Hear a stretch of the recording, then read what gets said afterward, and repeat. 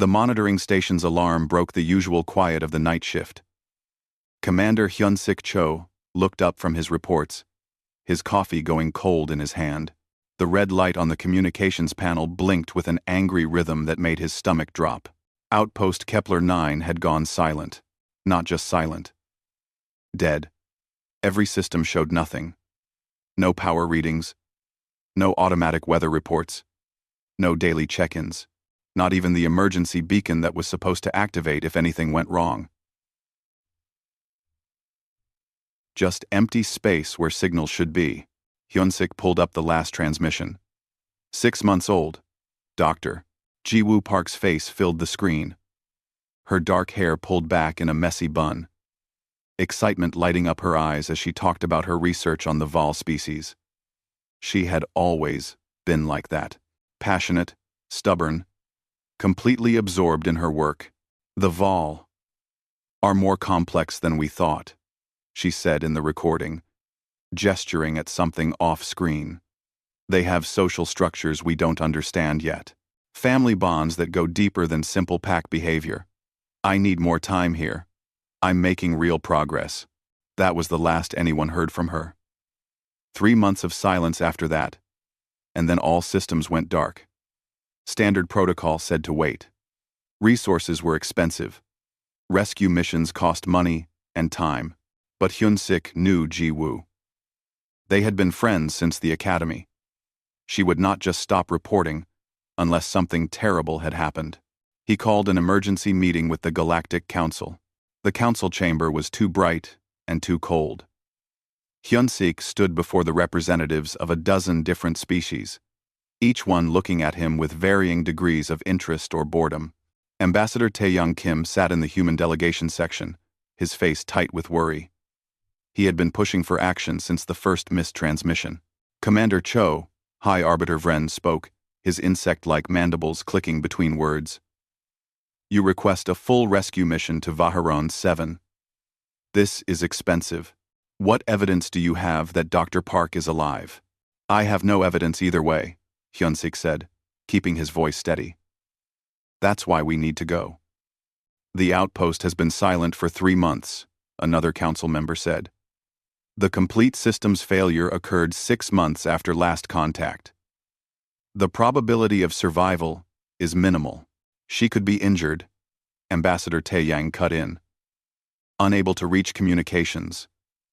Waiting for rescue, or she could be dead, Vren said flatly. Vaharon 7 has dangerous weather. Hostile wildlife. The Vol themselves are unpredictable. We do not commit significant resources based on hope. Hyun-sik felt his jaw clench. This was the problem with the council. Everything was about cost and efficiency. They forgot that people were not just numbers on a report. Dr. Park is a citizen of the galactic community.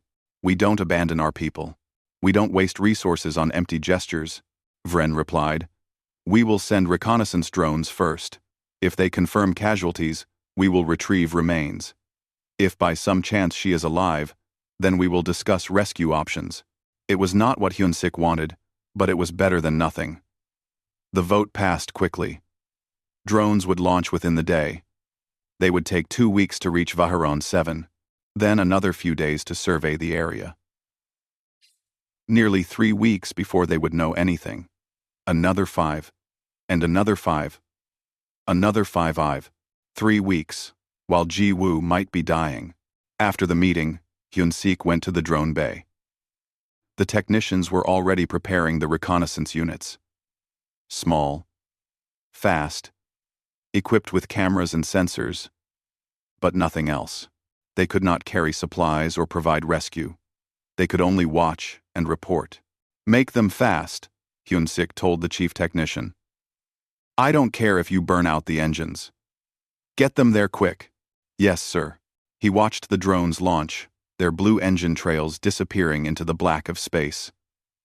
Somewhere out there, on a distant planet, Ji-woo might be watching the sky, hoping someone would come. That night, Hyun-sik could not sleep. He kept thinking about the last time he saw Ji-woo in person. It was before she left for Vaharon 7. They had coffee at the station cafeteria. She talked about her research plans, about the Val and their mysterious culture. They're not just animals, she had said, stirring sugar into her cup. The intelligence reports are all wrong. The Val have language, art, complex emotions. We just haven't taken time to understand them. Be careful out there, he had told her. The frontier is dangerous. She had smiled. I'm always careful. But careful did not stop disasters. It did not prevent equipment failures, or bad weather, or accidents. The frontier ate people. No matter how careful they were, the 2 weeks crawled by. Hyun-sik threw himself into work, but every moment felt like waiting. Ambassador Tae-yang visited him several times, equally restless. They both knew Ji-woo. They both refused to believe she was simply gone. When the drones report back, Tae-yang said during one visit, if there's any sign she's alive, I'll push the council for immediate rescue. Full team. No delays. And if there's no sign? Hyun-sik asked. Tae-yang was quiet for a moment. Then we bring her home anyway. She deserves that much. Finally, the drones reached Vaharan 7. Hyun-sik stood in the monitoring center, surrounded by screens showing different camera feeds. The planet looked beautiful from orbit, blue and green, with white clouds swirling across the surface. Peaceful. Like it was not the site of a potential tragedy. The drones descended through the atmosphere. The feeds showed forests, mountains, wide plains. Then the northern continent came into view. Hyun-sik's breath caught. Devastation stretched across the landscape. Trees were flattened in massive swirls. Like a giant hand had dragged fingers across the earth. Rivers had changed course. Entire sections of forest were simply gone. What happened down there? A technician whispered. Storm. Another replied, checking data feeds. Megastorm. Must have hit about 11 weeks ago. Category 5 winds. Lasted for days. The drones flew lower, following the coordinates for Outpost Kepler 9. The building came into view, and Hyun-sik felt his heart sink. The main structure was partially collapsed. The communications tower lay in pieces across the ground. Walls were breached. Windows shattered. Everything was covered in dirt and debris. The drones circled slowly, cameras recording everything. Hyun-sik saw claw marks on the walls. Large ones. Val marks. There was blood too, dried and dark. The main door hung crooked on broken hinges. Life signs? Hyun-sik asked. Scanning, a technician said. Nothing in the main building. Wait, there's a structure behind it. Small. Partially hidden by debris. One drone moved closer. The auxiliary shelter. Every outpost had one, designed for emergencies.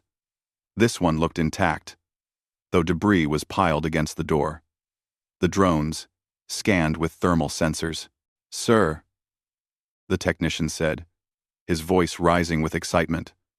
I'm reading heat signatures. Multiple contacts. One large, several smaller. They're inside. The room erupted in noise. Everyone started talking at once. Hyun-sik moved closer to the screen, his pulse racing. How many? He demanded. 4 distinct signatures. 1 human-sized. 3 smaller ones. Clustered around the larger signature. Are they moving? Minimal movement. Could be unconscious. Could be sleeping. Could be. The technician did not finish. Could be dying, Hyun-sik thought. Or already dead. Bodies. Just holding heat. But heat meant life. Heat meant possibility. Get me the council, Hyun-sik said. Now. We need a rescue mission authorized immediately. Within the hour, he was back in the council chamber.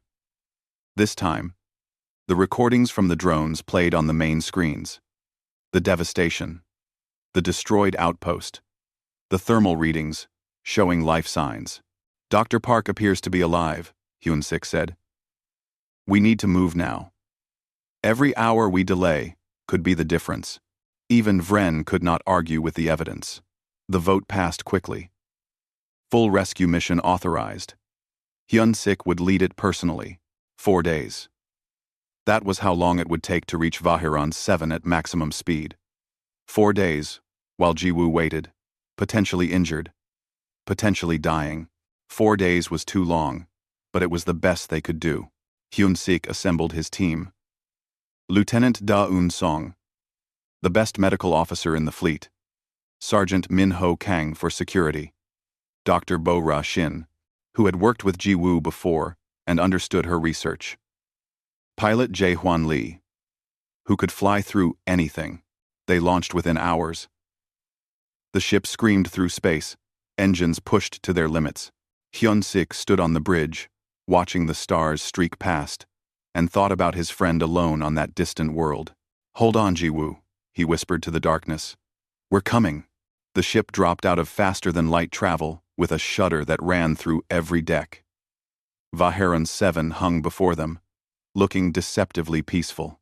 From space, you could not see the destruction. You could not see the broken outpost or the dying woman inside.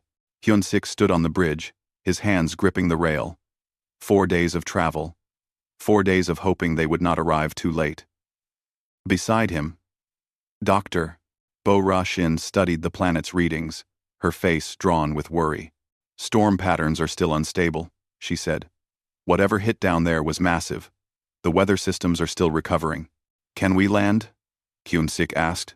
Pilot Jae-hwan Lee checked his instruments. "Yes, but it won't be smooth. The upper atmosphere is still chaotic. We'll have rough entry. I don't care about smooth.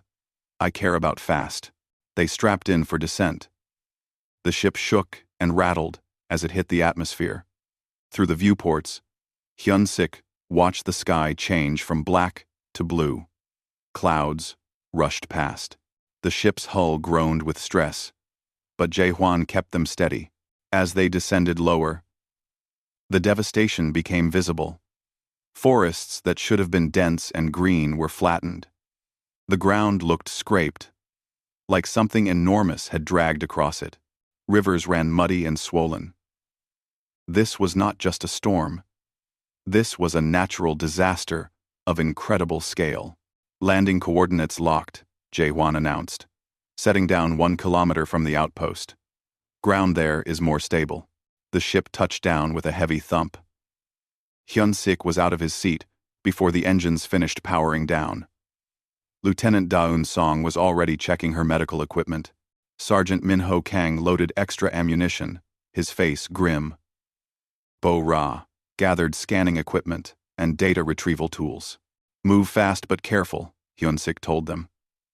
"We don't know what we're walking into. Stay together. Stay alert." They exited through the cargo ramp. The air of Vahiron 7 hit them immediately. Hot and humid, thick with the smell of wet earth and plant decay. The sounds of the forest surrounded them. Alien birds calling. Insects buzzing. Things moving in the undergrowth. The walk to the outpost took 20 minutes. They moved through broken forest, climbing over fallen trees, and around new gullies carved by flooding. Everything looked wounded. Everything looked wrong. Then they saw the outpost. The drone footage had not prepared them for how bad it really was. The main building looked like something had tried to tear it apart. The roof was caved in on one side. Walls had holes punched through them. The communications tower was not just fallen. It was shattered into pieces, scattered across 100 meters. "What could do this?" Min-ho asked, his hand on his weapon. "The storm," Bo-ra said. "Wind speeds must have exceeded 300 kilometers per hour. Nothing survives that intact." They approached carefully. The main door hung open, twisted metal groaning in the breeze. Inside, debris covered everything. Furniture was overturned. Equipment was smashed. Water damage stained the walls. This place had been destroyed months ago. Hyun-sik felt his chest tighten. Nobody could survive in this ruin. But Bo-ra was studying the floor, her scanner in hand. "Look at these marks," she said, pointing to scratches in the metal flooring. "Claw marks. Fresh ones mixed with old ones. Vol? Minho asked. Yes. Multiple individuals. They've been here regularly. She moved deeper into the building, following the trail of marks. They were searching for something. Or someone. Daun found blood next. Old stains, dried dark, human blood, and Vol blood mixed together. Evidence of violence or injury. Impossible to tell which. The medical officer's face was pale as she took samples. They searched the main building thoroughly. Ji Woo's personal quarters were a mess. Her research notes were scattered and water-damaged. Her bed was overturned. But there was no body. No sign of what happened to her. The auxiliary shelter, Hyun-sik said suddenly. The drones detected heat signatures there. Let's go. They exited through the back of the building. The auxiliary shelter was a small, reinforced structure, designed to withstand anything the planet could throw at it.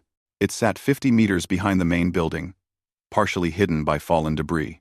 As they got closer, Bo-Ra stopped. The earth around the shelter was covered in tracks. Vol tracks. Dozens of them. Maybe more. They circled the shelter in complex patterns. Some were old, barely visible. Others looked recent, pressed into mud that was still soft. They've been guarding it, Bo-Ra whispered. The Vol have been guarding this shelter. Why? Minho asked, his weapon raised. Before anyone could answer, a sound cut through the forest. A howl, deep and resonant, like a wolf but larger, much larger. It was answered by other howls, coming from different directions. The Vol knew they were here. Move, Hyun-sik ordered. Get to the shelter now. They ran the last distance. The shelter's door was blocked by debris. Branches, rocks, pieces of metal, all carefully piled against the entrance. This was not storm damage. This was deliberate. Someone barricaded this from the outside, Daun said. The Vol. Bo-Ra replied, already scanning the door. They sealed her in, protected her from predators. Minho and Hyun-sik started clearing the debris. It was heavy work, and every sound from the forest made them jump. The howls continued, getting closer. Dark shapes moved between the trees. Large shapes. Finally, the door was clear. Hyun-sik activated the emergency release. The door hissed and began to open. Stale air rushed out, carrying the smell of unwashed bodies and sickness. Daun pushed through first, her medical scanner active. The shelter's interior was dark, except for emergency lights that cast everything in dim red. As their eyes adjusted, they saw her. Dr. Ji Woo Park lay on a makeshift bed against the far wall. She looked like death. Her skin was pale and stretched tight over her bones. Her clothes were torn and filthy. One leg was splinted with pieces of broken equipment, clearly broken and poorly set. Her breathing was shallow, but she was alive, and she was not alone. 3 creatures lay with her. On her chest, against her sides, curled around her body. They were Vol cubs, each one nearly the size of a large dog. Their fur was gray and black, marked with the patterns of their species. They were thin, too, malnourished, but alive. As the light from the doorway hit them, the cubs woke. Their eyes snapped open, reflecting green in the dim light. They raised their heads and growled. Deep, threatening sounds that showed teeth. Nobody move, Bo-Ra hissed.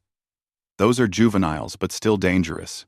The cubs positioned themselves over Ji Woo, protecting her. Their growls got louder. One of them, the largest, stood fully on Ji Woo's chest and bared its fangs. Easy, Hyun-sik said softly. We're not here to hurt anyone. Ji Woo's eyes flickered open, barely conscious, barely alive. Her lips moved, but no sound came out at first. Then, so quietly they almost missed it. She spoke, words in Vol language. Sounds that no human should be able to make. The cubs' ears twitched. They looked at her, then back at the humans in the doorway. Jiwoo spoke again, stronger this time. The same sounds. Repeated. A command. Slowly, reluctantly, the cubs backed down. Their growls faded to worried whimpers. They did not leave Jiwoo, but they stopped threatening. Da-eun moved forward carefully, her medical equipment ready. Jiwoo, can you hear me? I'm Da-eun. I'm a doctor. We're here to help. Jiwoo's eyes found Da-eun's face. Recognition flickered there. Help. Them. She whispered. Cubs. Help them first. We'll help everyone, Da-eun promised. She began scanning Jiwoo's vital signs. The readings made her face go pale. Severe dehydration, malnutrition, multiple infections. Broken leg hasn't healed properly.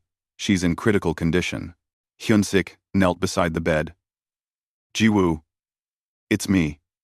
Hyunsik. You're safe now. We're taking you home. Cubs. Jiwoo said again. Her hand moved weakly toward the nearest one.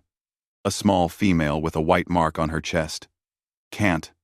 Leave them. We won't. Hyunsik promised. Not knowing if he could keep that promise, but unable to tell his friend anything else. Bora was examining the shelter more closely. She found Jiwoo's personal recorder on a small shelf, protected in a waterproof case. I've got her logs, she announced. This will tell us what happened. The cubs watched as Da-eun set up an IV line for Jiwoo.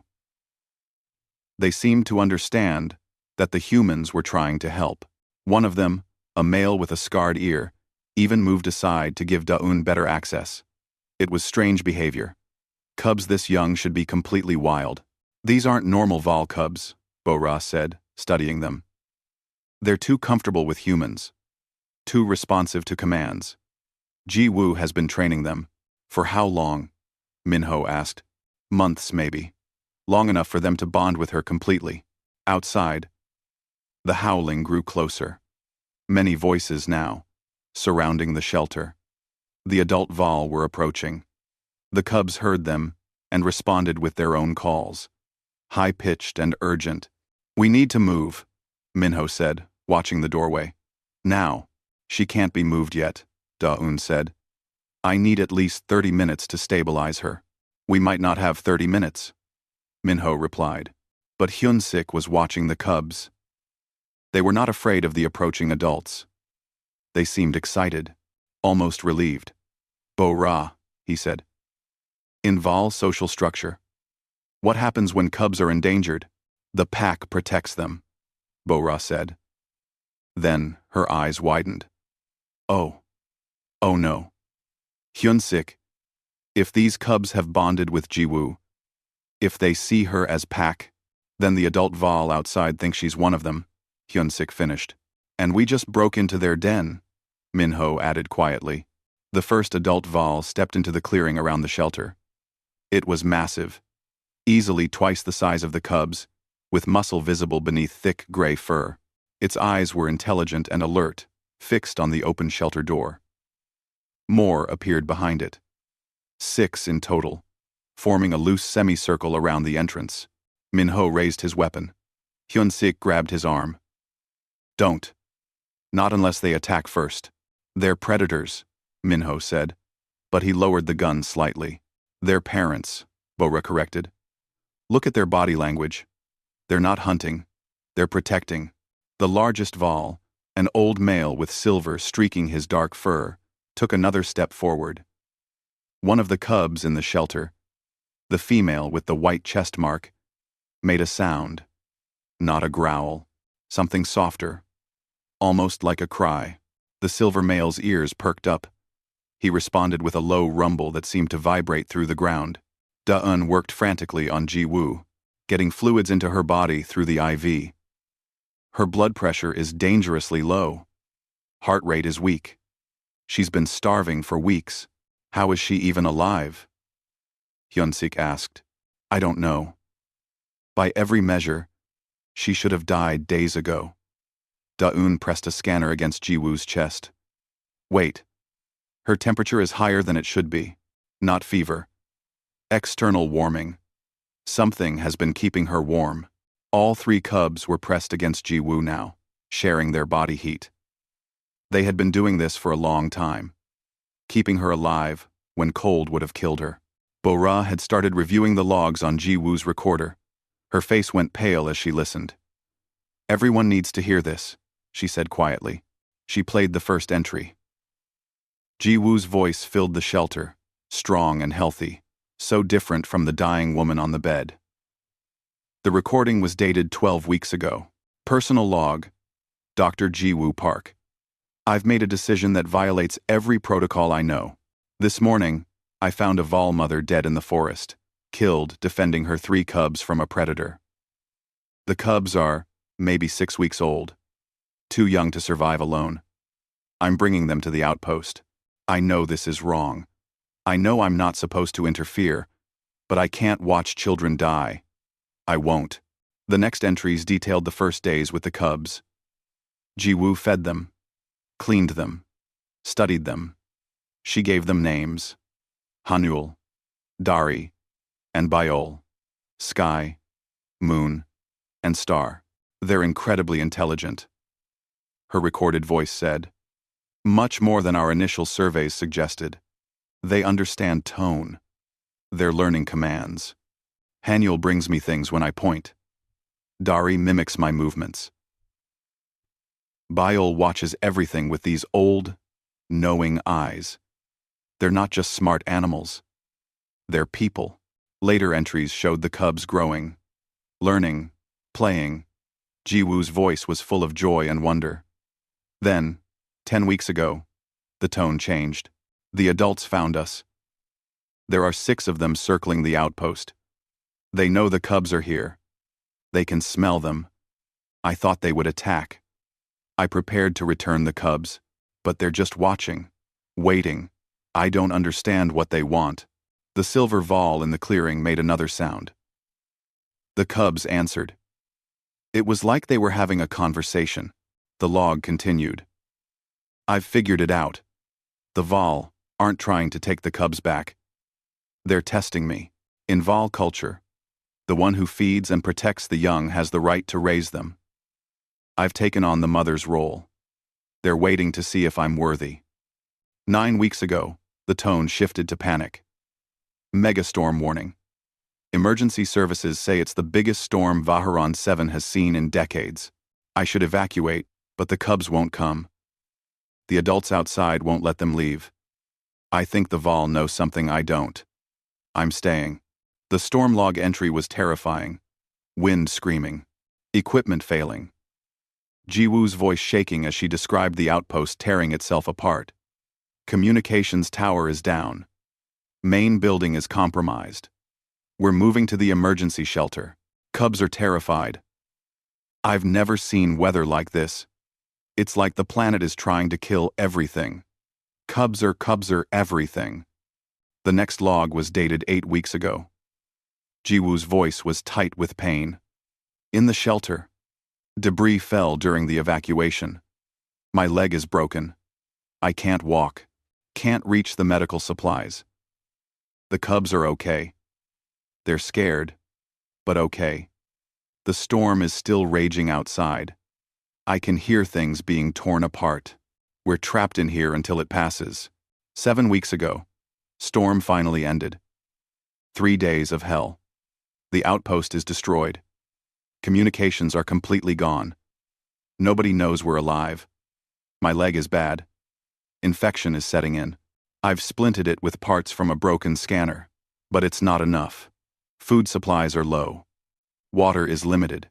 I'm rationing everything for the cubs. 6 weeks ago, I heard something outside last night, scratching at the door. This morning, I found debris piled against the entrance. Someone is barricading us in. I think it's the adult Vol. They're protecting us from the predators that emerged after the storm. Da-eun paused her work to listen. Tears ran down her face. Min-ho stood rigid, his weapon forgotten. Hyun-sik felt his throat tighten. 5 weeks ago. Supplies are critical. The cubs are hungry. I'm giving them most of the food. They need it more than I do.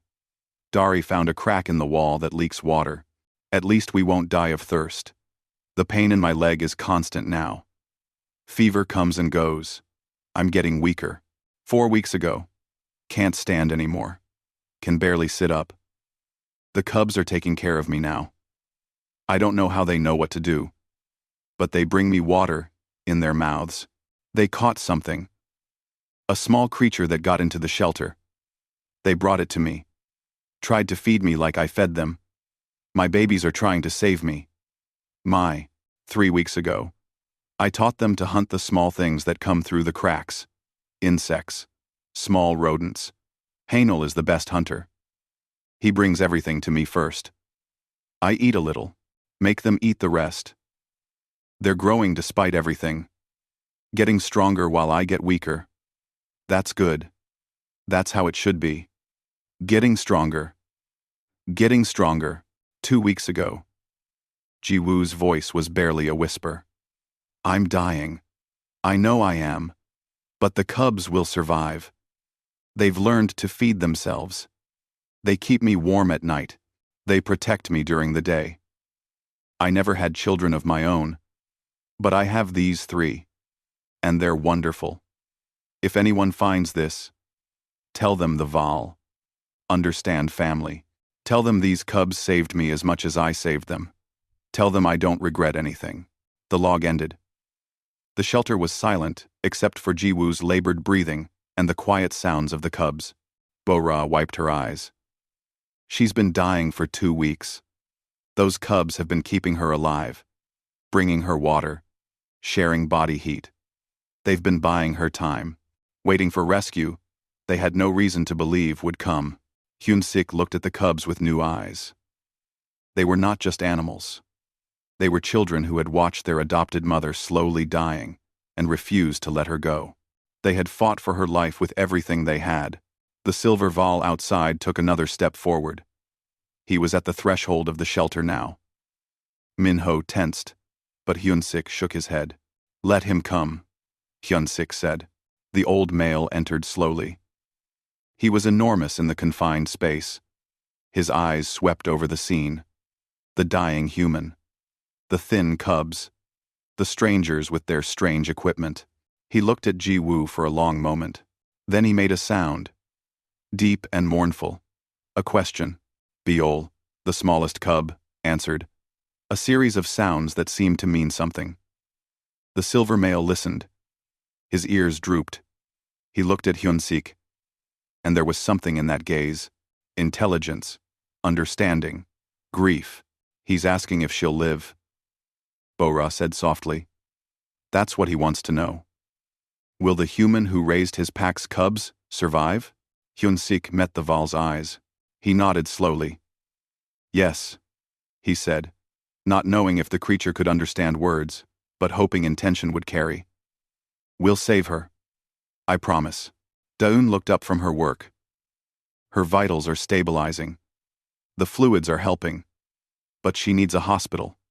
Real medical care. We need to move her now. Can she survive the trip? Hyun-sik asked. Maybe. If we're careful. If we're lucky. Then, we go. They prepared the portable stretcher. The cubs whined as they moved Jiwoo onto it. Hanwol tried to follow, climbing onto the stretcher with her. It's okay, Hyun-sik told him gently. We're not leaving her. You can come too. Bo-Ra stared at him. We can't take them. The council will never allow it. I don't care what the council allows. Those cubs saved her life. They're coming with us. The silver Val watched as they lifted the stretcher. The other adult Val moved in closer, surrounding them as they exited the shelter. It should have been threatening. Instead, it felt like an honor guard. They carried Jiwoo through the forest. The cubs walked beside the stretcher. The adult Val followed at a distance, keeping pace. When they reached the ship, Jae-won had the cargo bay open and ready. Medical bay is prepped, he reported. Then he saw the Val. All of them. Sir? We have a situation. They're with us, Hyun-sik said. The cubs, at least. They're not leaving Jiwoo. The council is going to lose their minds, Jaewon muttered. The cubs hesitated at the ramp. They had never seen anything like this. Haino looked back at the silver male. The old Val made a sound. Encouraging. Trusting. The cub turned and followed Ji-woo into the ship. As the ramp began to close, the silver male howled. It was answered by the other adult. Val. A sound of farewell, and hope, and trust. They were sending their children away with strangers because those strangers had shown they could be trusted. Because Ji-woo had proven that some bonds transcended species. The medical bay became a strange place. Da-yoon had never treated a patient with 3 alien cubs refusing to leave her side. Every time she needed to check Ji-woo's vitals, she had to work around Hanul, Dari, and Bayol. They watched her every move with suspicious eyes. It's okay. Da-eun told them for the 100th time. I'm helping her. See? Medicine. Good. Hanul sniffed the IV bag suspiciously. Dari watched the monitors with apparent fascination. Bayol simply curled against Ji-woo's side and refused to move. They were like children guarding their mother, which, Da-eun realized, was exactly what they were. 2 days into the journey home, Ji-woo's condition improved. The fluids and antibiotics were working. Her fever broke. Her vital signs stabilized. She was still dangerously weak, but she was no longer actively dying. On the 3rd day, she woke up properly for the first time. Where? Her voice was rough and dry. Dari's ears perked up at the sound. The cub made a happy chirping noise and licked Ji-woo's hand. You're safe, Da-eun said, moving to Ji-woo's side. You're on a rescue ship. We're taking you home. Ji-woo's eyes focused slowly. She looked at the medical equipment, the sterile walls, the ceiling lights. Then she looked at the cubs. All 3 were there, pressed against her bed, her face crumpled with relief. They're okay. They're alive. Because of you, Da-eun said gently. Your logs told us everything. What you did for them. What they did for you. Tears ran down Ji-woo's thin face. I broke all the rules. You saved 3 lives, and they saved yours in return. The door opened. Hyun-sik entered, and his stern commander face broke into a genuine smile. Ji-woo. Thank the stars.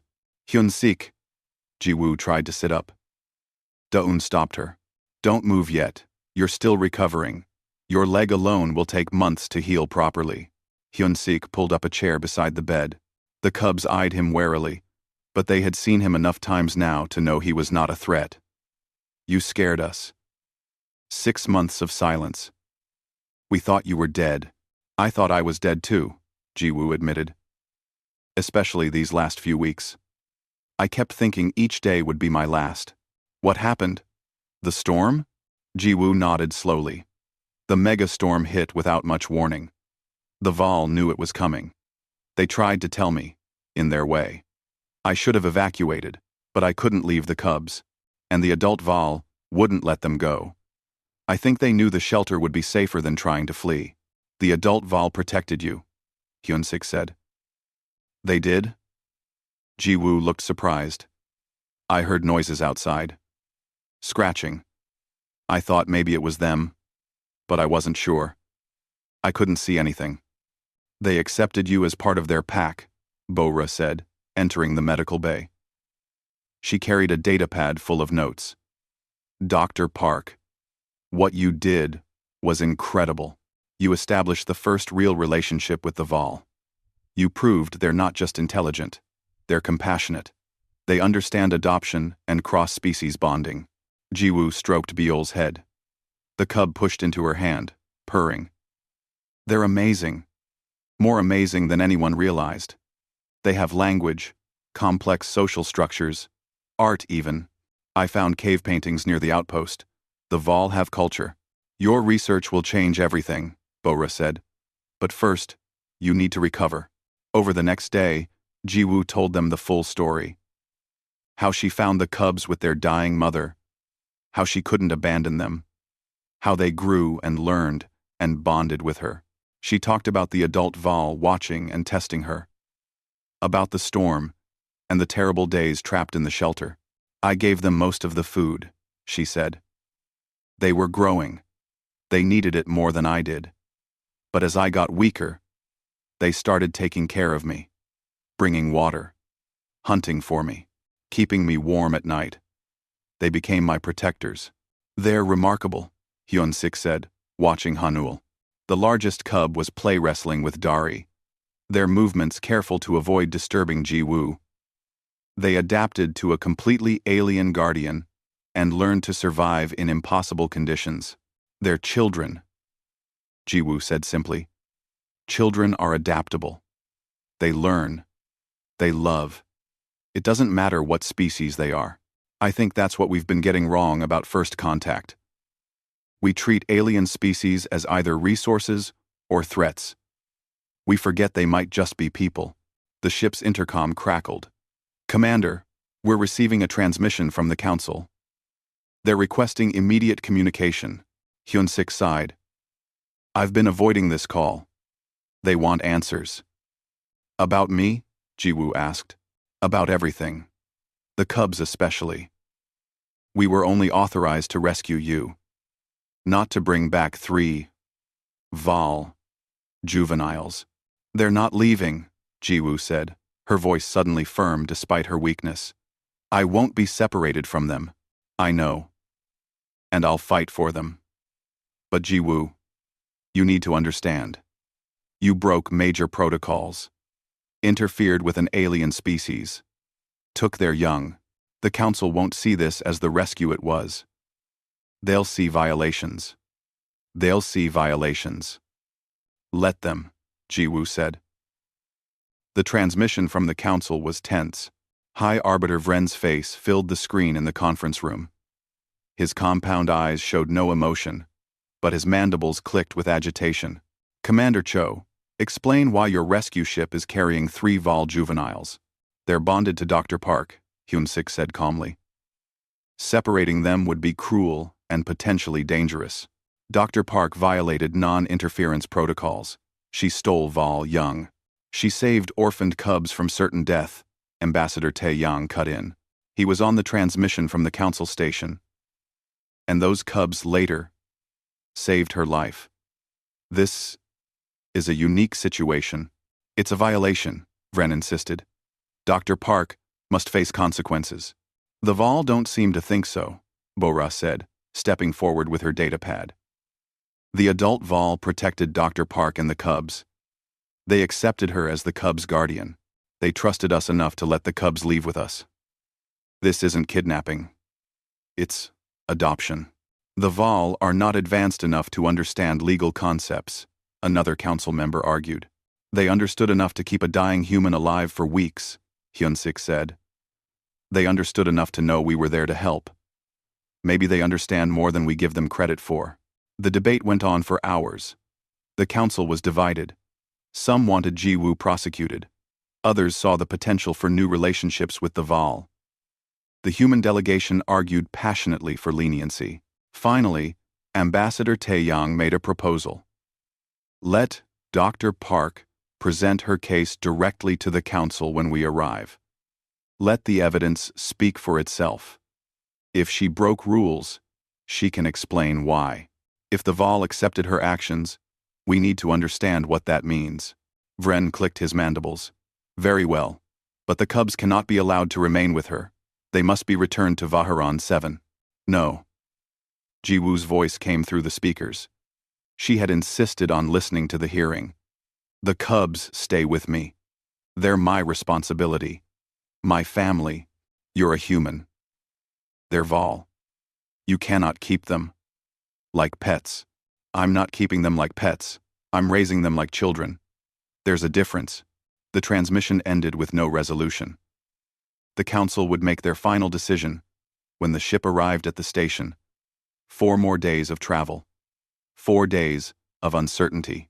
Ji-woo spent those days recovering and caring for the cubs. Da-eun was amazed at how quickly she bounced back once she had proper nutrition and medical care. The human body was resilient when given the chance to heal. The cubs thrived too. With regular food and a safe environment, they grew visibly. Their coats became glossy. Their movements became more energetic. They played and explored the ship, though they always returned to Jiwoo's side. Jae-hwan taught them to play fetch with a ball. Min-ho showed them how to navigate the ship's corridors. Da-eun let them watch medical procedures, and they seemed fascinated by the equipment. They were learning constantly. They're like sponges, Bo-ra observed, absorbing everything. Their intelligence is remarkable. They're people, Jiwoo said again. That's what everyone needs to understand. They're not animals we can categorize and study. They're people with thoughts and feelings and families. On the final night, before reaching the council station, Hyun-sik found Ji-woo in the medical bay. She was sitting up now, her broken leg immobilized but healing. The cubs were asleep in a pile beside her bed. "How are you feeling?" he asked. "Scared," she admitted. "What if they take them away from me?" "They won't. I won't let them. You might not have a choice." Hyun-sik looked at the sleeping cubs. Hanul's paw twitched in his sleep. Dari made small sounds. Byol's tail curled protectively around her siblings. "You know what I see when I look at them?" "What?" "Hope. The possibility that we're not alone in the universe in our capacity to love and protect. That other species can understand what family means. That's worth fighting for. Understand. The templed arg. Intracy. The templed. The templed arg. The templed arg. The templed arg. Even if it costs you your career? Even then, Jiwoo smiled. You always were stubborn. I learned from the best. The ship approached the council station with its precious cargo. 1 dying woman, now recovering, 3 alien cubs, and a story that would change how humanity saw the stars. The council chamber was packed, every seat filled with representatives from dozens of worlds. News of the human who survived alone with 3 alien cubs had spread through the galaxy. Everyone wanted to see what would happen next. Jiwoo stood before them, leaning on crutches. Her broken leg was in a proper cast now, but she refused a wheelchair. She wanted to stand for this. Beside her, looking small in the massive chamber, were Hanul, Dari, and Byol. The cubs pressed against her legs, nervous in the crowd. High Arbiter Vren looked down from his high seat. "Dr. Jiwoo Park, you are charged with violating non-interference protocols. You removed 3 Vol juveniles from their natural environment. You interfered with an alien species development. How do you answer these charges?" Jiwoo took a breath. "I found 3 cubs, whose mother had just been killed. They were maybe 6 weeks old. Too young to survive alone.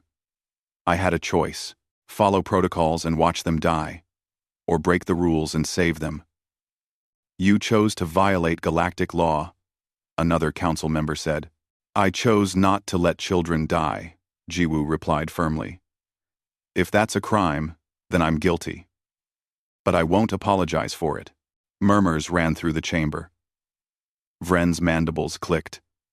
"You disrupted Vol's social structures. You stole young from their pack."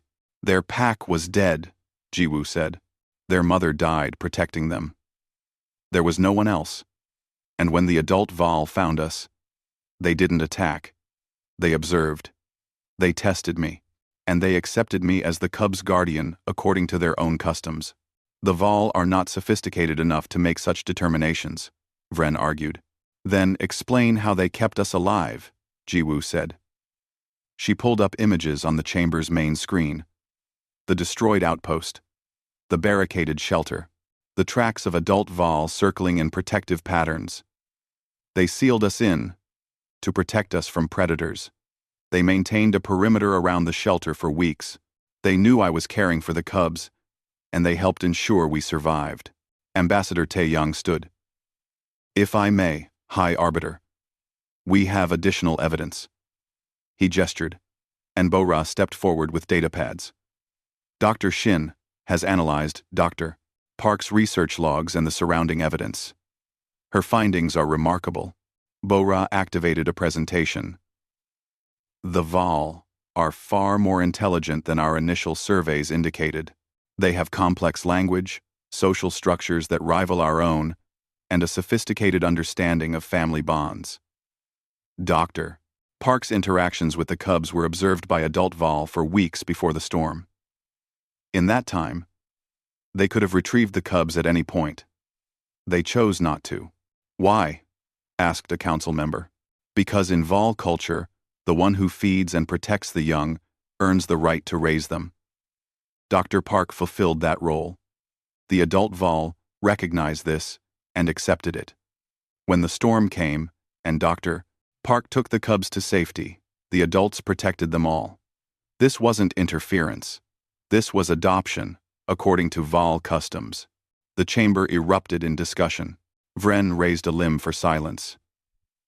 Even if this is true, it doesn't change that Dr. Park removed the juveniles from their homeworld. They belong on Vaharon 7, not on a council station. They belong with their family, Jiwoo said quietly. And I'm their family now. You're human. They're Vol.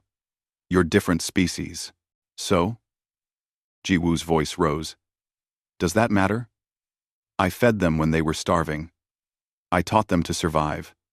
I gave them everything I had. And when I was dying, they saved me. They brought me water. They hunted for me. They kept me warm. They refused to let me go. If that's not family, then what is? She looked down at the cubs. Hanyul looked up at her, with trusting eyes. These 3 cubs taught me something. Love isn't limited by species. Family isn't defined by biology. It's defined by choice and sacrifice and the bonds we forge. The Vol understand this. Why can't we? Before Vren could respond, the chamber doors opened. A collective gasp ran through the crowd. 6 Vol walked in. Led by the silver male from Vaharon 7, they moved with quiet dignity, their claws clicking on the polished floor. How did they get here? Vren demanded. We brought them, a voice said. A human ship captain stepped forward. They approached our survey ship 3 days ago. They were carrying carved wooden tokens, images of the cubs and Dr. Park. They made it clear they wanted to come here, so we brought them. The silver male approached the center of the chamber. The 3 cubs ran to him, greeting him with excited sounds. He touched each one gently with his nose, then looked at Jiwoo. He made a sound, deep and complex. Bo-Ra pulled up translation software, though it was imperfect. He's speaking about guardianship, protection, pack bond. He's saying Jiwoo is pack mother. The cubs are her responsibility now, but the adults remain as extended family. The silver male turned to face the council. He made another sound, longer this time. The translation software struggled, but the meaning was clear. The Vol were requesting formal recognition of Jiwoo's role. They wanted alliance. They wanted to ensure the cubs could stay with their human guardian. This is unprecedented, Vren said. But even he looked shaken. The Vol had never engaged in formal diplomacy before, never sought out humans for communication. This changed everything. Ambassador Taeyang seized the moment. High Arbiter. The Vol have made their position clear. They accept Dr. Park's guardianship. They request alliance and recognition. We have an opportunity here for real first contact, for building a relationship based on mutual understanding and respect. Punishing Dr. Park now would destroy that possibility. The council chambers filled with debate. Arguments flew back and forth. Some representatives supported Jiwoo. Others wanted strict adherence to protocols. The discussion went on for hours. Finally, Vren called for a vote. The question is this: do we charge Dr. Park with violations, or do we accept her actions as the foundation for new diplomatic relations with the Vol? The vote was close, but when the results came in, Jiwoo felt her knees go weak. The charges were dismissed. Not only that, the council authorized the establishment of formal diplomatic channels with the Vol. Ji-woo was granted special status as guardian to the three cubs and appointed as liaison to Vaharon 7. She dropped to her knees, ignoring the pain in her broken leg. The cubs swarmed her, licking her face and making happy sounds. The silver male approached and touched her head gently with his nose. A blessing, an acknowledgement. Hyun-sik helped her up, grinning. "You did it. You actually did it. We did it," Ji-woo corrected. She looked at the cubs, at the adult Val, at her friends who had fought for her. All of us together. 6 months later, Ji-woo walked through the new research station on Vaharon 7. Her leg had healed, though she still limped slightly. The station was different from the old outpost. Bigger, built to accommodate both humans and Val. A shared space for both species.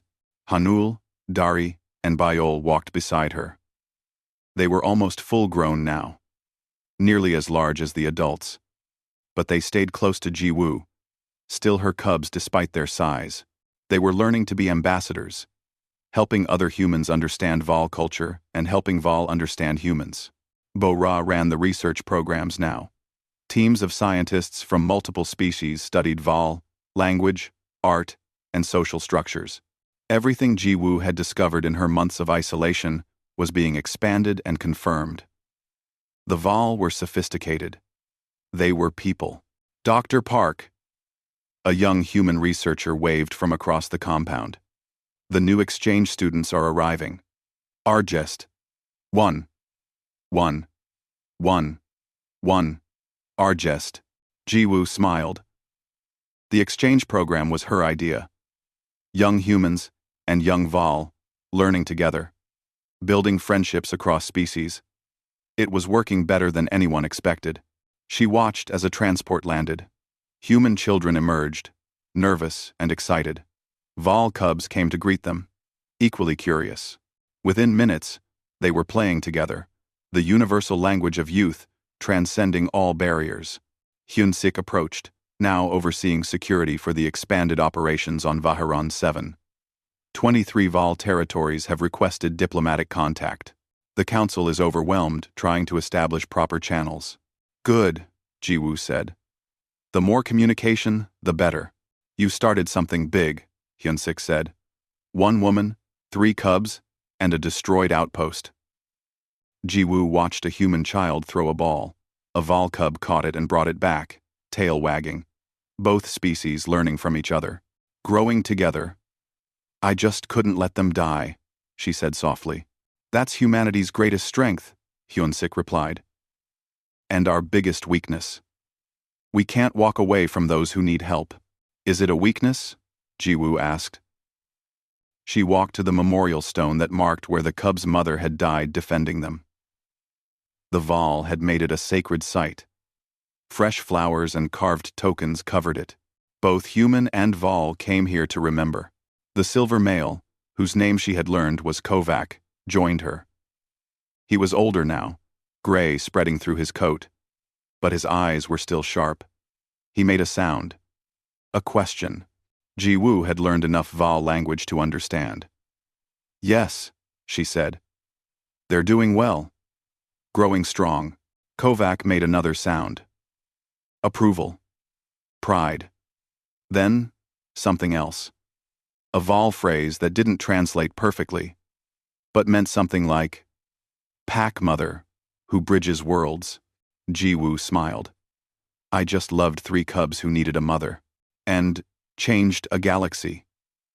Hyun-sik added quietly. That evening, Ji-woo sat in her quarters and recorded a new log. Hanul dozed at her feet. Dari and Bayol were curled together on a cushion nearby. Through the window, she could see humans and Val working together, living together, building something new. "Final report on the Vaharon incident," she began. "Though I don't like calling it an incident. That makes it sound like a mistake. It wasn't. It was a choice. When I found 3 orphaned cubs, I could have followed protocols. I could have walked away. But I'm human. And humans don't abandon children in need. We can't. It's not in our nature." Some people call that sentimental, illogical, weak. I call it our greatest strength. The cubs I saved ended up saving me. They kept me alive when I should have died. They proved that love and family transcend species. The Val understood this already. We're the ones who needed to learn. Now, 6 months later, we have a real alliance. Real friendship between species. Children of both our peoples playing together. Learning together. Growing together. All because I couldn't walk away from 3 cubs who needed help. The council calls me a hero. The media calls me a groundbreaker. I'm neither. I'm just someone who chose compassion over protocol. Who chose love over rules. And I'd make the same choice again. Every single time. That's what humanity brings to the galaxy. Not just technology or military strength. We bring the stubborn, unreasonable, wonderful refusal to abandon those we love. We bring the belief that family is chosen, not just born. We bring the understanding that every intelligent being deserves compassion and respect. When the drones found me, they found cubs sleeping on my chest. They found proof that humanity's greatest weapon isn't our ships or our science. It's our hearts. It's our capacity to love beyond ourselves, beyond our species, beyond logic and reason. That's who we are. That's what we offer the galaxy. And I think it's enough. She closed the log and looked at her cubs, her children, her family. Hanul opened one eye and looked at her. She scratched behind his ear, and he made that sound that was half purr, half laugh. Outside, under alien stars, the future was being built, human and Val, working together. All because one woman couldn't let 3 cubs die alone in a forest. Sometimes the smallest acts of kindness change everything. Sometimes love is enough. Always, family matters most.